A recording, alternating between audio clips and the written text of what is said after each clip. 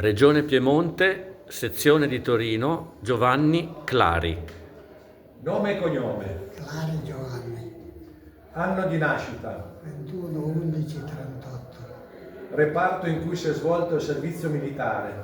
Battaglione Cividale, Brigata Giulia, Luogo di residenza al momento del terremoto.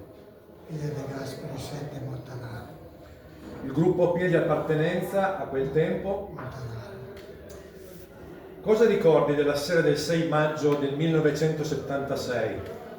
Quando è successo ero in piazza al Bar Moro, perché è successo alle 21 e qualche minuto.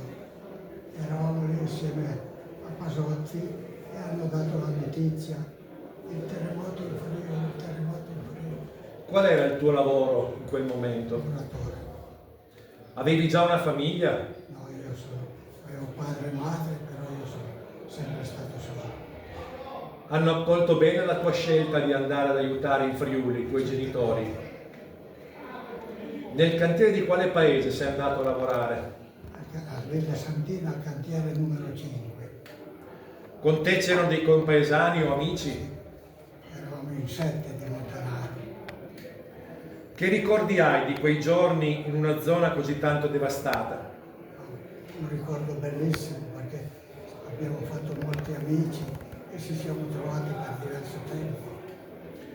Che sentimenti provavi mentre lavoravi e quanto incidevano questi sentimenti sull'impegno e la fatica fisica? Era un orgoglio essere là a aiutare quella povera gente che aveva sofferto. Qual è stato il tuo rapporto con la popolazione terremotata? È stato bellissimo. Quando siamo venuti via non smettevano più di salutarci, erano tutti contenti. Hai mantenuto rapporti anche con loro negli anni successivi? No, io sono tornato ancora una volta a Villa Santina e poi passando il tempo Quanto questa esperienza ha influenzato la tua vita e soprattutto il modo di affrontarla? è stata un'esperienza bellissima.